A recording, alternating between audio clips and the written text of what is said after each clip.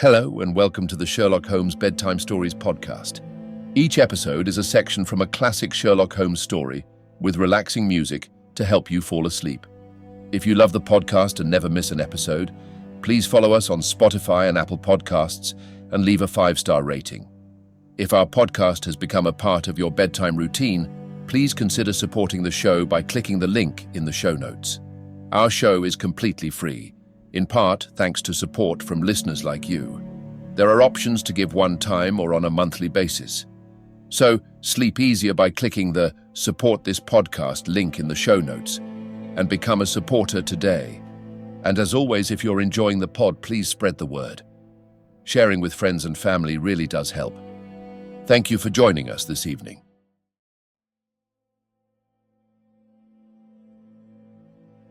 Now it's time to relax. Let your body fall into a comfortable position in your bed and drift gently into a state of total relaxation with tonight's story. The Adventure of the Musgrave Ritual, Part 1. An anomaly which often struck me in the character of my friend Sherlock Holmes was that, although in his methods of thought he was the neatest and most methodical of mankind, and although also he affected a certain quiet primness of dress, he was nonetheless in his personal habits one of the most untidy men that ever drove a fellow lodger to distraction. Not that I am in the least conventional in that respect myself. The rough-and-tumble work in Afghanistan, coming on the top of a natural bohemianism of disposition, has made me rather more lax than befits a medical man. But with me there is a limit, and when I find a man who keeps his cigars in the coal scuttle, his tobacco in the toe end of a Persian slipper, and his unanswered correspondence transfixed by a jackknife into the very center of his wooden mantelpiece, then I begin to give myself virtuous airs.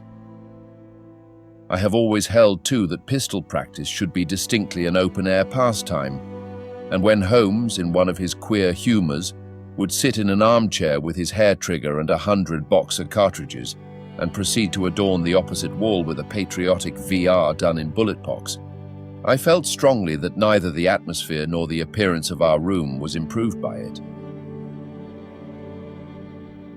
Our chambers were always full of chemicals and of criminal relics which had a way of wandering into unlikely positions and of turning up in the butter dish or in even less desirable places. But his papers were my great crux.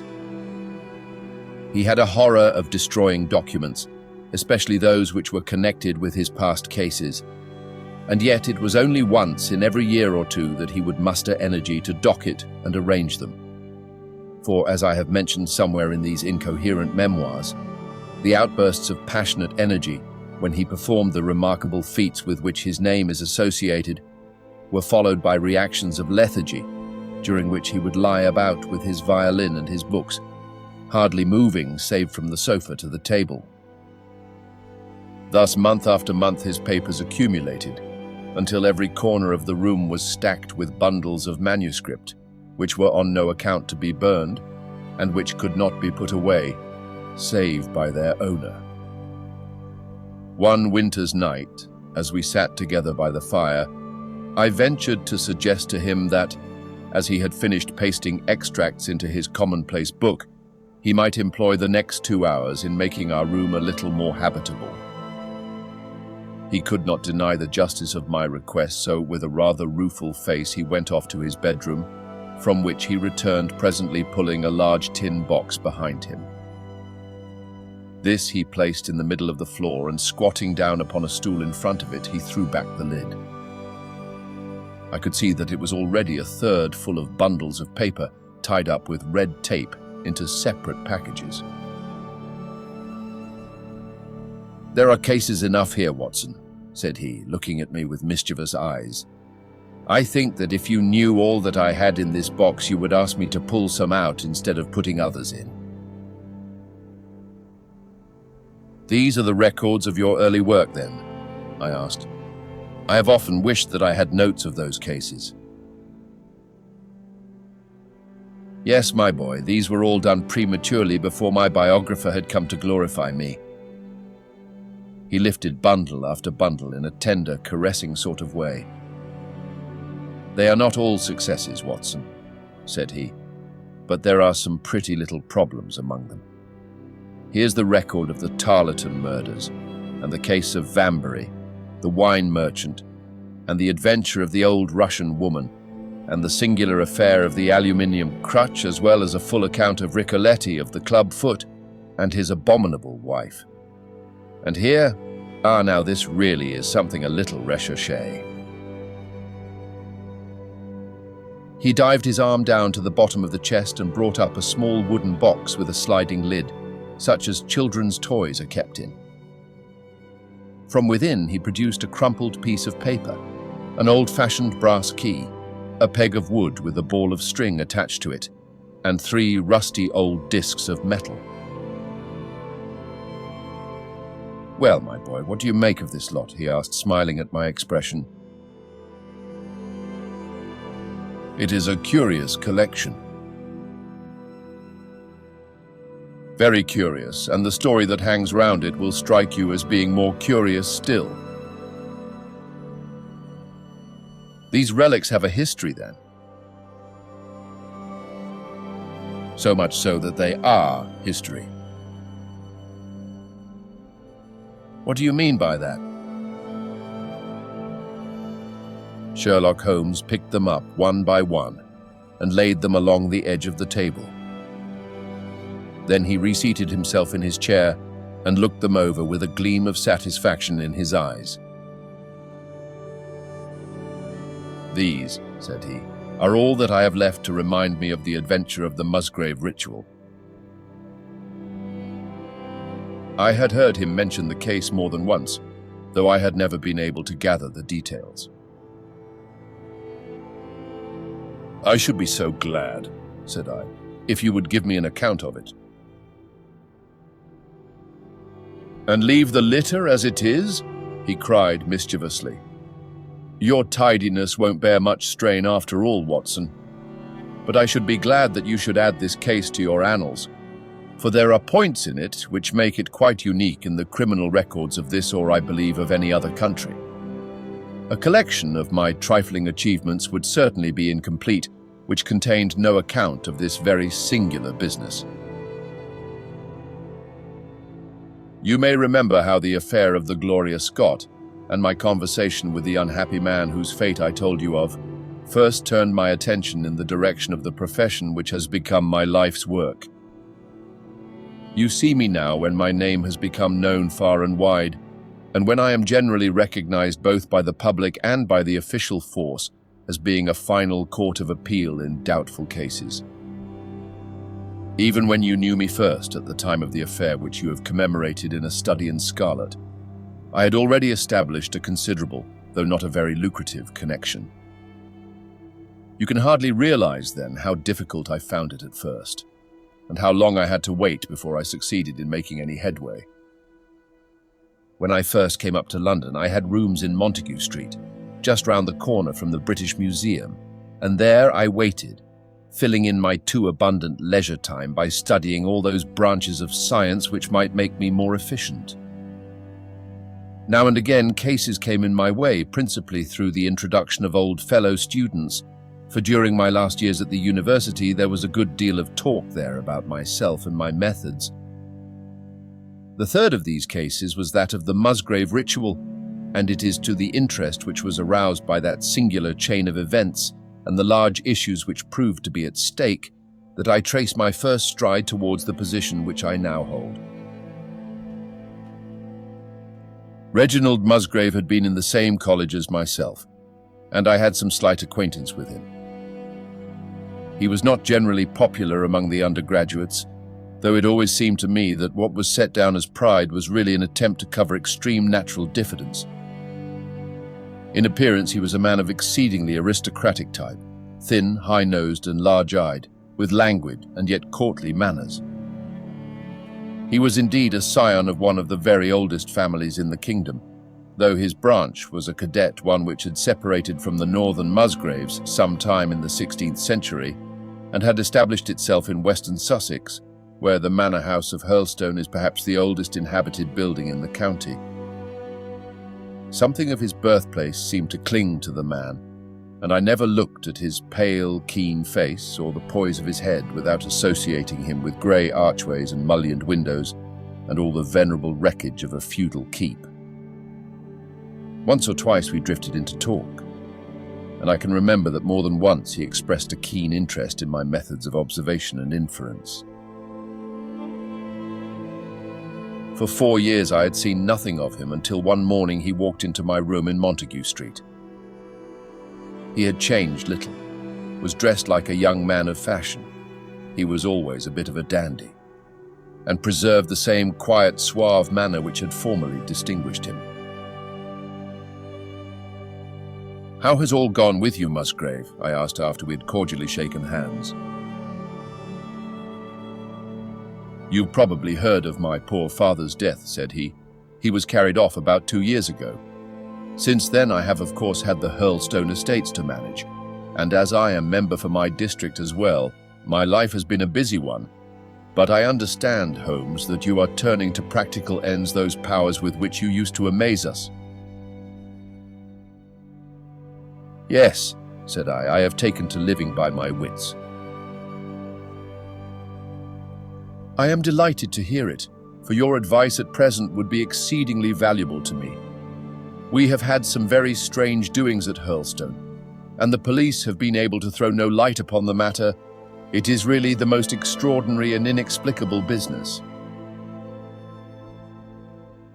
You can imagine with what eagerness I listened to him, Watson, for the very chance for which I had been panting during all those months of inaction seemed to have come within my reach. In my inmost heart I believed that I could succeed where others failed, and now I had the opportunity to test myself. "Pray, let me have the details," I cried. Reginald Musgrave sat down opposite to me and lit the cigarette which I had pushed towards him. "You must know," said he, "that though I am a bachelor, I have to keep up a considerable staff of servants at Hurlstone, for it is a rambling old place, and takes a good deal of looking after. I preserve too, and in the pheasant months I usually have a house party, so that it would not do to be short-handed. Altogether there are 8 maids, the cook, the butler, 2 footmen, and a boy. The garden and the stables, of course, have a separate staff. Of these servants, the one who had been longest in our service was Brunton the butler. He was a young schoolmaster out of place when he was first taken up by my father, but he was a man of great energy and character, and he soon became quite invaluable in the household.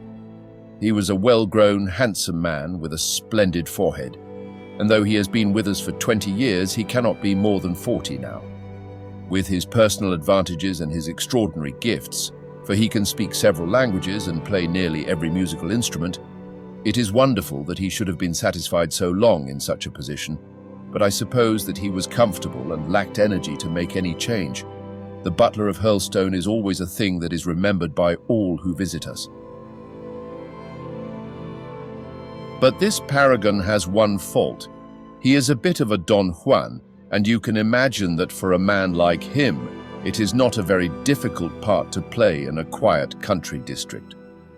When he was married, it was all right, but since he has been a widower, we have had no end of trouble with him. A few months ago, we were in hopes that he was about to settle down again, for he became engaged to Rachel Howells, our second housemaid. But he has thrown her over since then and taken up with Janet Tregellis, the daughter of the head gamekeeper. Rachel, who is a very good girl, but of an excitable Welsh temperament, had a sharp touch of brain fever and goes about the house now, or did until yesterday, like a black-eyed shadow of her former self. That was our first drama at Hurlstone, but a second one came to drive it from our minds, and it was prefaced by the disgrace and dismissal of butler Brunton. This was how it came about. I have said that the man was intelligent, and this very intelligence has caused his ruin, for it seems to have led to an insatiable curiosity about things which did not in the least concern him. I had no idea of the lengths to which this would carry him until the merest accident opened my eyes to it. I have said that the house is a rambling one. One day last week, on Thursday night to be more exact, I found that I could not sleep, having foolishly taken a cup of strong café noir after my dinner. After struggling against it until 2 in the morning, I felt that it was quite hopeless, so I rose and lit the candle with the intention of continuing a novel which I was reading. The book, however, had been left in the billiard room, so I pulled on my dressing gown and started off to get it. In order to reach the billiard room, I had to descend a flight of stairs and then to cross the head of a passage which led to the library and the gun room. You can imagine my surprise when, as I looked down this corridor, I saw a glimmer of light coming from the open door of the library.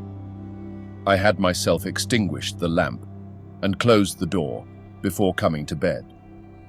Naturally, my first thought was of burglars.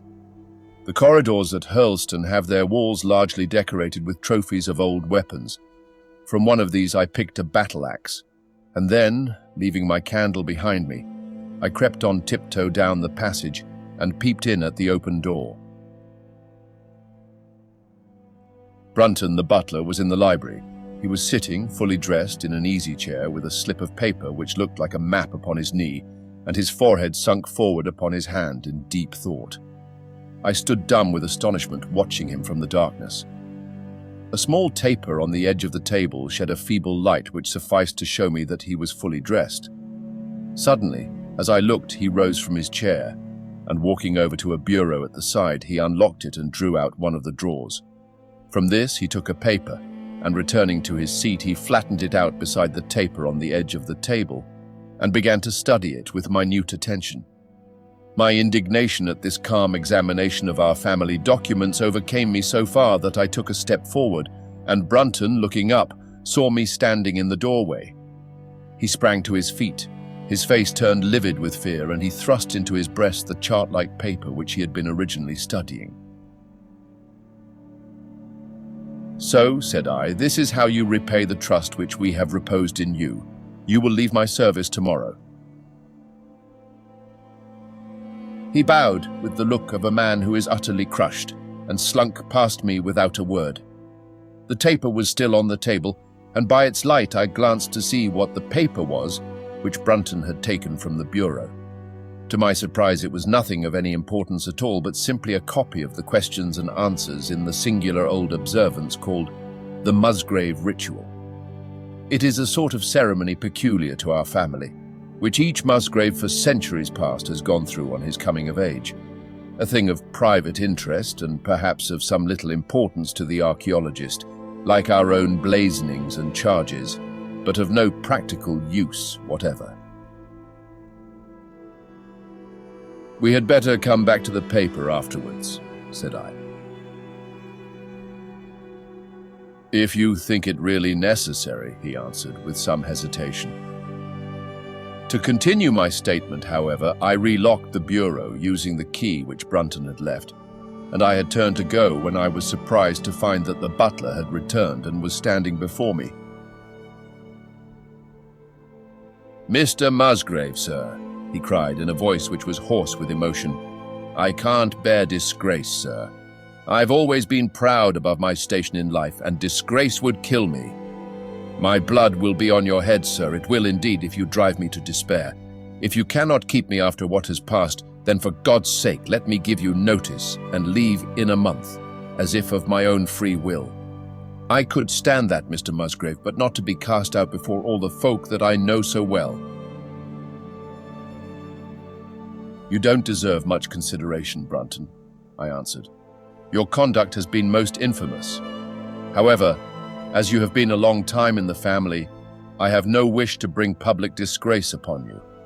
A month, however, is too long. Take yourself away in a week and give what reason you like for going."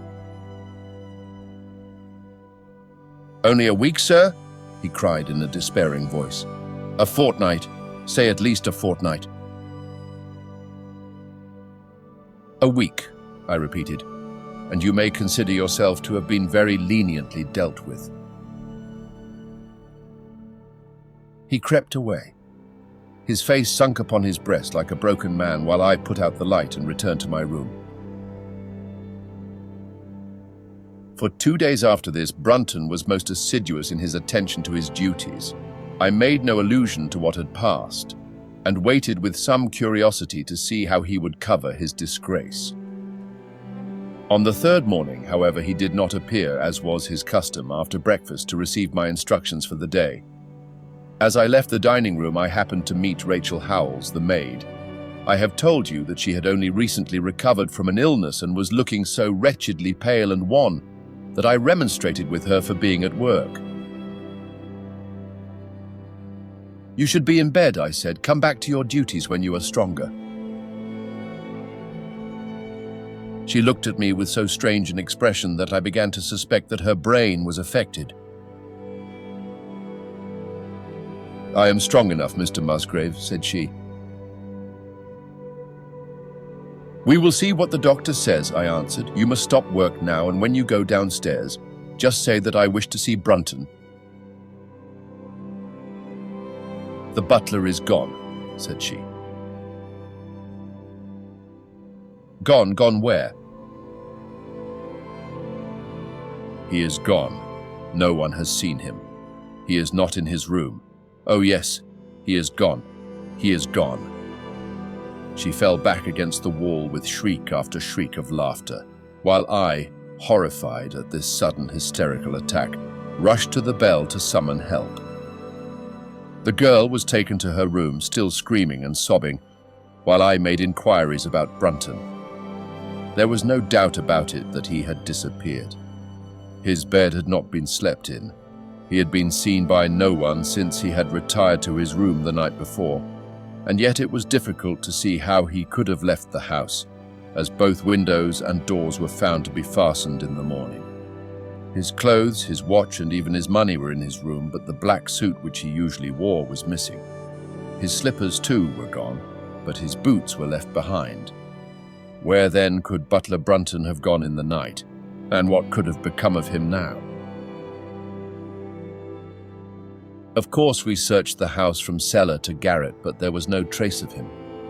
It is, as I have said, a labyrinth of an old house, especially the original wing, which is now practically uninhabited. But we ransacked every room and cellar without discovering the least sign of the missing man. It was incredible to me that he could have gone away leaving all his property behind him, and yet, where could he be? I called in the local police, but without success. Rain had fallen on the night before, and we examined the lawn and the paths all round the house, but in vain. Matters were in this state when a new development quite drew our attention away from the original mystery. For 2 days, Rachel Howells had been so ill, sometimes delirious, sometimes hysterical, that a nurse had been employed to sit up with her at night. On the third night, after Brunton's disappearance, the nurse, finding her patient sleeping nicely, had dropped into a nap in the armchair. When she woke in the early morning to find the bed empty, the window open, and no signs of the invalid. I was instantly aroused, and with the 2 footmen started off at once in search of the missing girl. It was not difficult to tell the direction which she had taken, for starting from under her window, we could follow her footmarks easily across the lawn to the edge of the mere, where they vanished close to the gravel path which leads out of the grounds. The lake there is 8 feet deep, and you can imagine our feelings when we saw that the trail of the poor, demented girl came to an end at the edge of it. Of course, we had the drags at once and set to work to recover the remains, but no trace of the body could we find. On the other hand, we brought to the surface an object of a most unexpected kind. It was a linen bag which contained within it a mass of old rusted and discolored metal and several dull-colored pieces of pebble or glass. This strange find was all that we could get from the mere, and although we made every possible search and inquiry yesterday, we know nothing of the fate either of Rachel Howells or of Richard Brunton. The county police are at their wits' end, and I have come up to you as a last resource.